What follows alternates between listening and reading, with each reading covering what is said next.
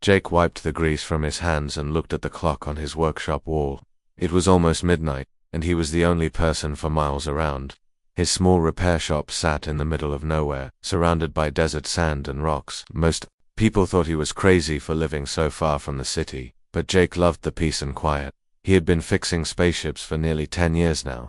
It wasn't glamorous work, but he was good at it. Pilots from all over would bring their broken ships to his little shop because they knew Jake could fix anything. He took pride in making old beaten-up ships run like new again. As Jake was putting away his tools for the night, the entire desert suddenly lit up like daytime. A bright blue light streaked across the sky, leaving a glowing trail behind it. At first, Jake thought it might be a shooting star, but shooting stars don't make that kind of noise. This thing was roaring like thunder as it flew overhead. Jake stepped outside and watched as the glowing object crashed into the canyon about a mile away from his shop. The ground shook under his feet, and he could see smoke rising from where it had landed. His first thought was that some poor pilot had crashed their ship and might need help. Without thinking twice, Jake grabbed his emergency toolkit and jumped into his old pickup truck. The desert road was rough and bumpy, but he knew every rock and turn by heart. As he got closer to the crash site, he could see that this wasn't like any ship he had ever worked on before. The crashed vehicle was beautiful and strange at the same time. Instead of the usual metal and plastic that most ships were made from, this one looked like it was carved from some kind of crystal. Even though it was damaged, it still seemed to glow with its own inner light. Jake had never seen anything like it in all his years of fixing spaceships. Steam and strange-colored smoke were pouring out of cracks in the ship's hull. Jake knew he had to work fast before the whole thing might explode. He found what looked like a door, though it was shaped differently than any ship door he knew. Using his tools, he managed to pry it open. Inside the ship, everything was quiet except for some beeping sounds from what he guessed were the ship's computers. The inside was just as beautiful as the outside, with surfaces that seemed to shimmer and change color as he moved. But Jake wasn't here to admire the decoration. Someone might be hurt and need his help. In what looked like the pilot's seat, Jake found her. She was unconscious and unlike anyone he had ever seen before. Her skin had a soft blue tint to it, almost like she was glowing from within. Her hair was silver white and seemed to move on its own, even though there was no wind inside the ship. She was wearing clothes that looked like they were made from liquid starlight. Despite how different she looked, Jake could tell she was hurt. There was a cut on her forehead, and she was breathing in short, quick breaths. He had taken first aid classes, so he knew he needed to get her out of the damaged ship and to a safe place where he could help her. Very carefully, Jake lifted her up and carried her out of the crystal ship. She was lighter than he expected, and her skin felt warm despite its blue color. As soon as he got her clear of the wreckage, several small explosions started going off inside the ship. Whatever power source it used was definitely not stable anymore. Jake carried her back to his truck and drove as fast as he dared over the rough desert road. His workshop had a small apartment above it where he lived, and that's where he took her. He laid her down on his couch and got his first aid kit to clean the cut on her head. While he was gently cleaning her wound, she started to wake up. Her eyes opened slowly, and Jake saw that they were the most beautiful purple color he had ever seen. When she looked at him, he felt something strange, like she was looking not just at his face but somehow deeper into his thoughts and feelings. She tried to say something, but the words didn't sound like any language Jake had ever heard. Her voice was musical and soft, but he couldn't understand what she was trying to tell him. She seemed frustrated that he couldn't understand her, and he wished he could help her communicate. Then she reached up and touched something at her throat. It was a small device that Jake hadn't noticed before. As soon as she touched it, her voice changed. Now when she spoke, Jake could understand every word perfectly. "Thank you for saving me," she said, her voice still musical but now speaking perfect English. "I am Princess Zara from the world of Lyros. My ship was damaged, and I crashed here while trying to escape from someone who wants to force me into marriage." Jake couldn't believe what he was hearing. A real princess from another world was sitting on his couch, asking for his help. Part of him wondered if he was dreaming, but the cut on her head and the destroyed ship in the canyon were definitely real. "I'm Jake," he said, trying to sound normal, even though nothing about this situation was normal. "I fix spaceships for a living. Your ship took quite a beating in that crash, but I might be able to repair it if you want." Princess Zara smiled at him, and Jake felt his heart skip a beat. Even though she was clearly not from Earth, there was something about her that made him want to help her, to protect her from whatever danger she was running from. "You would do that for me?" she asked. even though you don't know me or understand the danger I might bring to your world. Jake looked into her purple eyes and knew his answer without having to think about it. Everyone deserves help when they need it. Besides, fixing things is what I do best. We can worry about the rest later.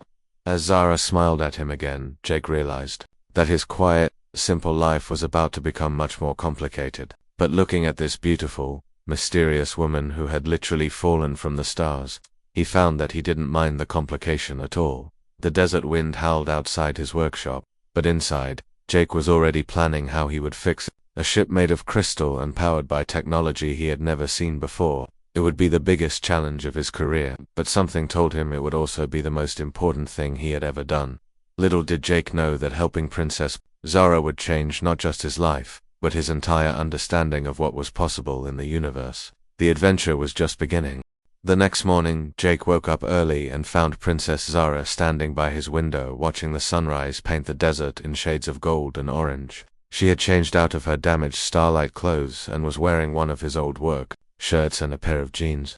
Even in his simple clothes, she still looked otherworldly beautiful. "Your sun is different from ours," she said without turning around. "On Lyros we have two suns that dance around each other. The light is always changing colors throughout the day." Jake made coffee and offered her a cup. She sniffed it carefully, before taking a small sip, and her face lit up with surprise and delight. "This is wonderful. We don't have anything like this on my world. It's warm and bitter and sweet all at the same time." Over breakfast, Jake learned more about Zara's home planet. She told him about cities that floated in the clouds, gardens where the flowers sang in harmony, and oceans that were purple instead of blue. Her world sounded like something from a fairy tale, but the way she described it made Jake believe every word. After breakfast, they walked out to the canyon where her ship had crashed. In the daylight, Jake could see the damage more clearly. The crystal hull was cracked in several places, and some of the internal systems were completely fried.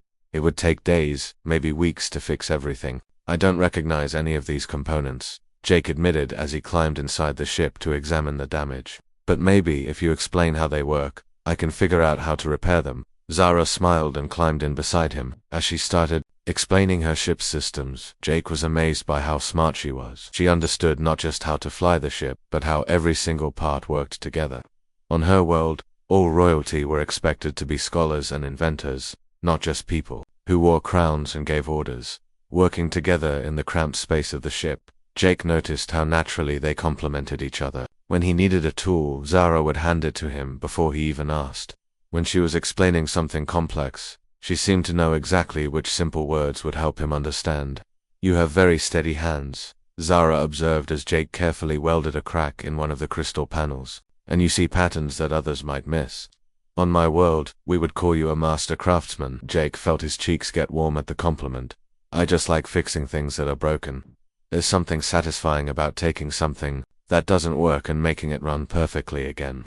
As the days passed, they fell into a comfortable routine. They would work on the ship during the cooler morning hours, take breaks during the hot afternoon, and spend the evenings talking about their different worlds. Jake taught Zara how to cook simple earth food, and she was delighted by everything. From grilled cheese sandwiches to chocolate chip cookies. "Your people put sugar in everything," she laughed after trying her third cookie. "No wonder you're all so energetic." In return, Zara shared stories about her life as a princess.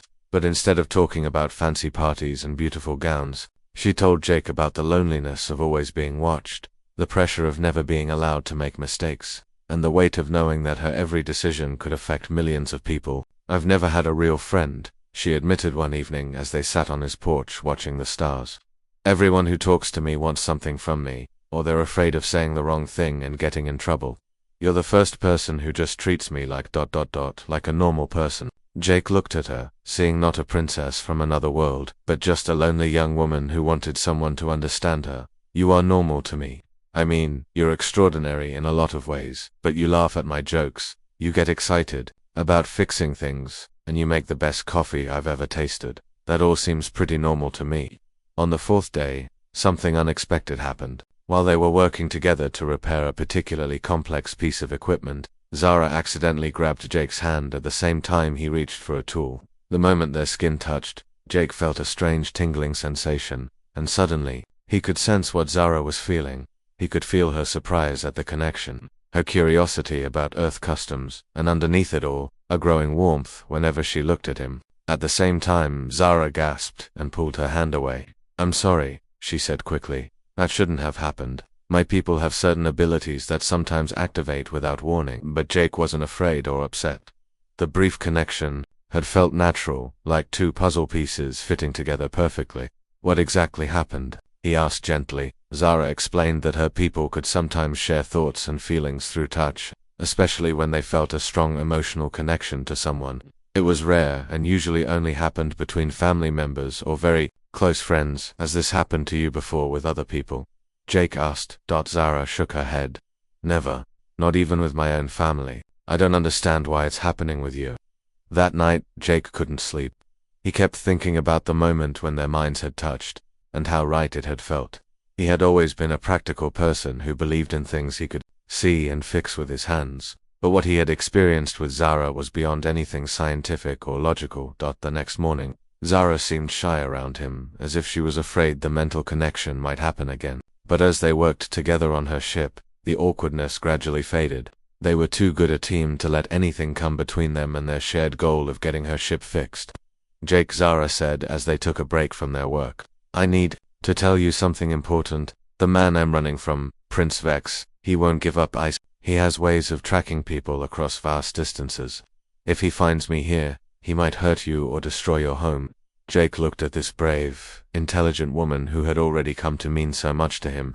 The thought of her leaving made his chest feel tight, but the thought of her being forced into marriage with someone cruel made him angry. "Then we better make sure your ship is ready before he gets here," Jake said simply. "And if he does show up, we'll deal with that together too." Zara's purple eyes filled with tears, but she was smiling. "It would really stand with me against someone who commands a fleet of warships." Jake grinned and picked up his welding torch. "Lady, I've been fixing impossible things my whole life. How hard could one cranky prince be?" As they went back to work on the crystal ship, both Jake and Zara were thinking the same thing, though neither would say it out loud yet. What had started as a simple rescue was becoming something much deeper and more complicated. And somewhere, in the back of both their minds was the growing realization that when the ship was finally fixed, neither of them really wanted Zara to leave. The desert wind whispered around them as they worked, carrying with it the promise that their story was far from over. In fact, it was just beginning to get interesting.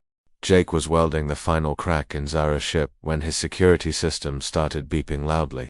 He had motion sensors placed around his property to warn him when customers were coming, but this alarm was different. It was the one that meant multiple large objects were approaching from the sky. "That's not good," Jake muttered, turning off his welding torch and climbing out of the crystal ship. Zara's face went pale when she heard the alarm. "They found me," she whispered. "Jake, you need to hide. Prince Vex doesn't care about innocent people who get in his way." But Jake wasn't the type of person to run and hide when someone needed his help. "How many ships?" he asked, checking his security monitors. 3 warships, Zara said, her voice shaking. "Each one carries 50 soldiers and weapons that could destroy your entire town." Jake looked at the screens showing 3 dark, angular ships descending from the clouds like metal vultures. They were nothing like Zara's beautiful crystal ship. These looked like they were built for one purpose only, causing fear and destruction. "Get inside the shop," Jake told Zara. "Stay hidden until I figure out what we're dealing with." The 3 ships landed in the desert around Jake's property, kicking up clouds of sand and dust. Jake could feel the ground trembling under his feet as their engines powered down. Then everything went quiet except for the sound of his own heartbeat pounding in his ears. A door opened on the largest ship, and Jake got his first look at Prince Vex. The alien prince was tall and pale, with black hair and eyes that seemed to glow red in the desert sunlight. He wore a uniform covered in sharp metal decorations, and every step he took radiated arrogance and cruelty. Even from a distance, Jake could tell this was someone who enjoyed making others afraid. Behind Prince Vex came a group of soldiers in dark armor. They spread out around Jake's property like they were preparing for a battle. But Jake was just one man with a toolbox. It seemed like overkill.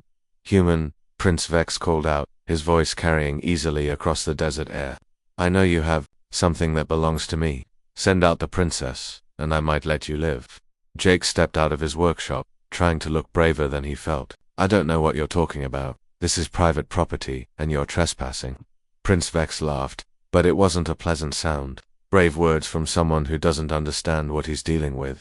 I am Prince Vex of the Obsidian Empire. I have conquered 12 worlds and destroyed anyone who dared to oppose me.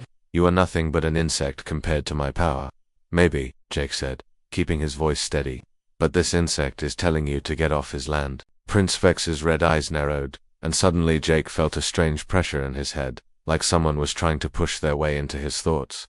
The pressure grew stronger, and Jake realized that Prince Vex was trying to control his mind, the same way Zara could share thoughts through touchdot, but whatever Prince Vex was trying to do wasn't working. Jake's mind felt cloudy for a moment, but then the pressure faded away. Maybe it was because of his connection with Zara, or maybe he was just too stubborn to be controlled. But Prince Vex's mental attack had no effect on him. Impossible. Prince Vex snarled. No ordinary human should be able to resist my influence.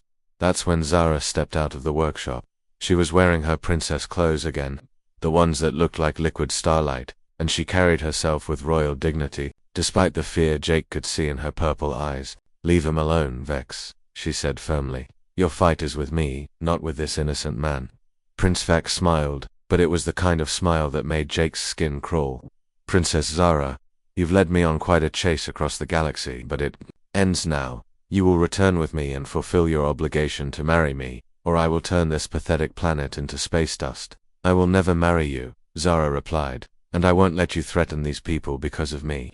Then you've chosen the hard way, Prince Vex said. He raised his hand, and Jake could see dark energy crackling around his fingers, but Zara stepped forward boldly. I invoke the ancient law of single combat. As a princess of Lyros, I have the right to settle this dispute through trial by battle. Prince Vex paused, looking annoyed. You would risk everything on primitive combat rituals. It's the law, Zara said. Even you must honor it, or face the judgment of the Galactic Council. Jake watched as Prince Vex considered his options. Apparently, even cruel space princes had to follow certain rules. Very well, he said finally. Single combat it is. When I defeat you, you will come with me willingly and this human will watch his world burn. The two aliens faced each other in the desert sand while Jake and the soldiers watched from the sides. Jake wanted to help Zara, but he knew this was something she had to do herself. Still, his hands itched to grab some kind of weapon, even though he knew his human tools would be useless against alien technology. The fight began with both combatants circling each other carefully. Zara moved with grace and precision, while Prince Vex relied on brute force and aggression. They both had mental powers that Jake couldn't fully understand, and he could see the air around them shimmering as they battled with their minds as much as their bodies for a while. It looked like Zara might actually win. She was faster and smarter than Prince Vex, and she used his overconfidence against him. But then Prince Vex started cheating. He began using forbidden techniques that Jake could see were causing Zara real pain. That's against the rules of single combat, one of Prince Vex's own soldiers muttered.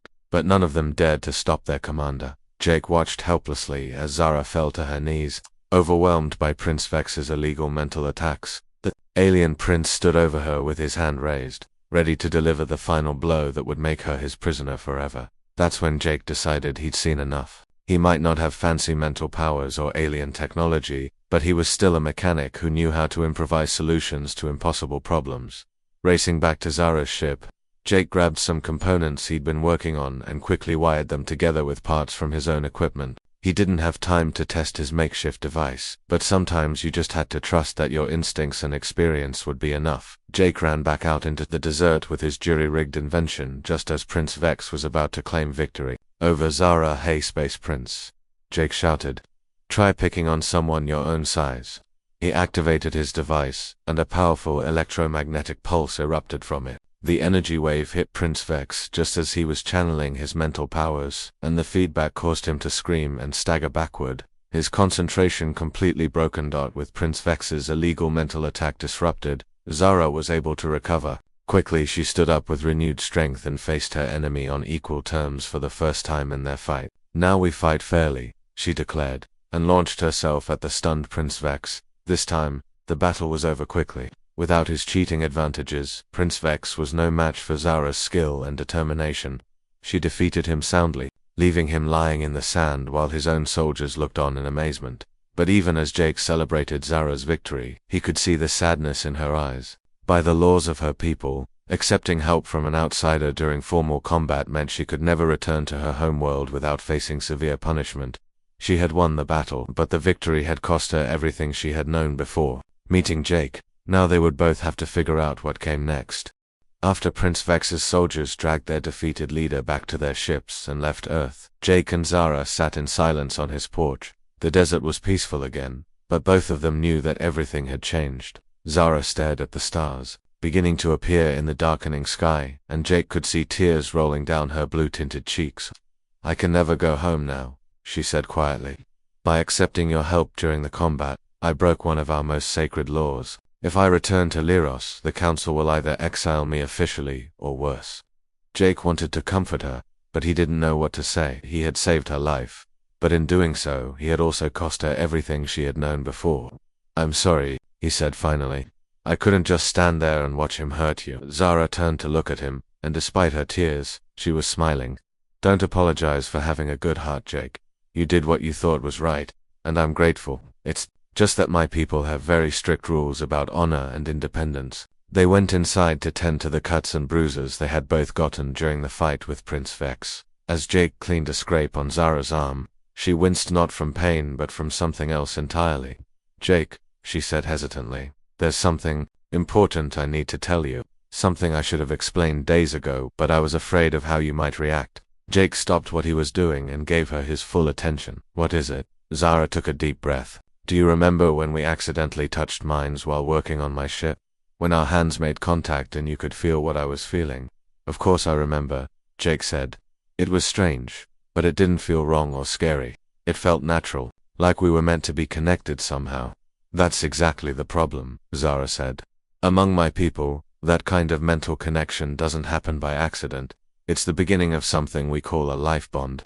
It only occurs between two people whose souls are perfectly matched." Jake sat down slowly, trying to understand what she was telling him.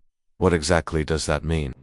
Zara explained that her people believed some individuals were created as perfect pairs, like two halves of the same whole. When these matched souls found each other, they could form a permanent mental and emotional connection that lasted their entire lives. "The bond we're beginning to form is incredibly rare," she continued. "Most people on my world live their entire lives without ever meeting their perfect match. My parents ruled together for 300 years and never experienced what happened between us in just a few days." Jake's mind was spinning. 300 years? How long do your people usually live? "With a completed life bond, we can live for thousands of years," Zara said. "The connection allows us to share our life energy, making both partners stronger and healthier than they would be alone." "And if the bond isn't completed?" Jake asked. Zara looked down at her hands. "Then we both go back to living normal lifespans, but we'll always feel like something is missing. The partial connection we already have will fade over time, but the longing for what could have been will never go away." Jake stood up and walked to his window, looking out at the desert where everything had seemed so simple just a week ago. Now he was learning about alien biology and soul connections and lifespans that lasted for millennia. It was a lot to process. "What would happen if we completed this bond?" he asked. "You would gain some of my abilities," Zara explained. "That mental connection we sometimes experience would become permanent. You'd be able to sense my emotions and thoughts, and I'd be able to sense yours. Your lifespan would extend to match mine, and you'd develop limited telepathic abilities." It sounded incredible, but Jake was a practical person who always looked for the catch. "What's the downside?" Zara's voice became very quiet. "Once the bond is complete, it can never be broken. If one of us dies, the other will follow within days. And Jake, if you bond with me, you'll never be fully human again. Your body will change in ways that would make it impossible for you to live normally among your own people." Jake turned back to face her. "What about you? What would you sacrifice?" "I'd be giving up any chance of ever returning to my world or my family," Zara said. "I'd be choosing to spend my life as an exile, belonging neither to your world nor mine." They sat in silence for a long time, both thinking about what this meant. Jake had never been in love before, not the kind of deep, soul-shaking love that poets wrote about, but he knew that what he felt for Zara was different from anything he had ever experienced. She wasn't just beautiful or interesting, she made him feel complete in a way he hadn't even realized he was incomplete before. "Can I ask you something personal?" Jake said finally. "After everything we've been through, I think you can ask me anything," Zara replied with a small smile. "Back on your world, with all those princes and nobles trying to court you, Did you ever feel this kind of connection with any of them? Zara shook her head. Never. Most of them only wanted to marry me for political power or to claim they had won a princess. They saw me as a prize to be won, not as a person to be loved. You're the first person who ever looked at me and saw Zara instead of Princess Zara. Jake moved closer to her on the couch. And you're the first person who ever made me feel like I was more than just a mechanic who lives alone in the desert. When I'm with you, I feel like I could be part of something bigger and more important. Zara reached out and took his hand, and immediately Jake felt the warm, tingling sensation of their mental connection. This time, neither of them pulled away. Through the link, he could feel her love for him, her fear about the future, and her hope that maybe they could build something beautiful together. The choice has to be made freely by both of us, Zara said. And once we decide, there's no going back. Jake, I need you to really think about what you'd be giving up. Your normal human life, your chance to marry someone from your own world and have a regular family. Jake looked into her purple eyes and realized he had already made his decision. Days ago, maybe even the moment he first saw her in her crashed ship. Zara, I've been living alone in this desert for years, fixing other people's ships so they could go places I'd never see. I was content, but I wasn't truly happy. These past few days with you have been the best of my life. Are you sure? She asked. This isn't just the excitement of everything that's happened. You're not caught up in the romance of rescuing a princess from space. Jake smiled and squeezed her hand. I'm sure. I'd rather spend one lifetime with you than 100 lifetimes without you. Besides, someone has to keep you out of trouble. And apparently I'm pretty good at improvising solutions to impossible problems. Zara laughed through her tears. So you're willing to bond your life to an exiled alien princess with a tendency to crash spaceships and attract dangerous enemies. When you put it like that, how could I possibly say no? Jake replied. As they held hands and felt their minds touching, both Jake and Zara knew they were about to take a step that would change everything. But for the first time since Zara had crashed into his life, the future didn't seem frightening. It seemed full of endless possibilities for two people who had found their perfect match in the most unlikely circumstances imaginable. 3 days later, Jake and Zara stood together in the desert under a canopy of stars. They had decided to complete their life bond in the place where they first met, next to the canyon where her ship had crashed. It seemed fitting that their new life together would begin where their story had started. The bonding ceremony was simple but meaningful. Zara had explained that her people believed the connection between souls didn't need fancy decorations or complicated rituals. All it required was two people making an honest promise to share their lives completely as they joined hands and opened their minds to each other fully for the first time. Jake felt the most incredible sensation he had ever experienced. It was like every light in the universe had suddenly turned on inside his heart. He could feel Zara's love flowing into him, and his love flowing back to her, creating a circle of warmth and connection that seemed to go on forever. The physical changes Jake experienced were surprisingly gentle. His eyesight became sharper, and he could see colors in the night sky that he had never noticed before. His hearing improved so much that he could hear Zara's heartbeat even when she was standing across the room. Most amazing of all, he could sense her emotions and thoughts as clearly as if they were his own. How do you feel? Zara asked, though she already knew the answer through their new connection. Like I've been living my whole life with half my senses turned off, Jake replied. Everything is so much more vivid now. I can feel your happiness, and it's making me happier than I've ever been. Over the following weeks, they worked together to build a new life that combined the best of both their worlds. Using the advanced technology from Zara's ship, they created improvements to Jake's workshop that would have seemed like magic just a month before. Tools that could fix themselves, materials that were stronger than steel but lighter than aluminum, and energy sources that would never run out. But the most important changes weren't technological. Jake discovered that his new telepathic abilities made him an even better mechanic. He could sense exactly what was wrong with a broken machine just by touching it. Zara found that her connection to Jake had made her own powers stronger and more stable than they had ever been before. Word of their unique partnership began to spread through the underground networks that connected different worlds. Pilots would whisper stories about the human mechanic and the alien princess who could fix anything and welcome anyone who needed help. Their little desert workshop became a beacon of hope for people who didn't fit in anywhere else. The first refugee to find them was a young man named Rio, whose planet had been destroyed by the same empire that Prince Vex had served. He arrived in a barely functioning escape pod, exhausted and hopeless. Jake and Zara not only repaired his ship but gave him a safe place to stay while he figured out his next move. I've been to 12 different worlds looking for somewhere to belong, Rio told them over dinner one evening. Everyone else saw me as a problem to be solved or a burden to be carried. You two are the first people who made me feel welcome. Soon, other refugees began arriving. There was Kira, a brilliant scientist whose research had been stolen by corrupt officials on her home world. There was old Captain Torres, whose crew had been scattered by space pirates, leaving him alone for the first time in 40 years. There was even a family of farmers whose crops had been destroyed by a climate disaster, forcing them to leave the only home they had ever known. Jake and Zara welcomed them all. They expanded their workshop into a proper settlement, building homes that used both human construction techniques and Lyrosian crystal technology. They created gardens where earth vegetables grew alongside alien fruits, and workshops where people could learn to repair ships using tools from a dozen different worlds. 6 months after completing their life bond, Jake and Zara received a message that surprised them both. It came through Zara's ship's communication system, encoded with Royal Lyrosian security protocols. The sender was Princess Kira, Zara's younger sister.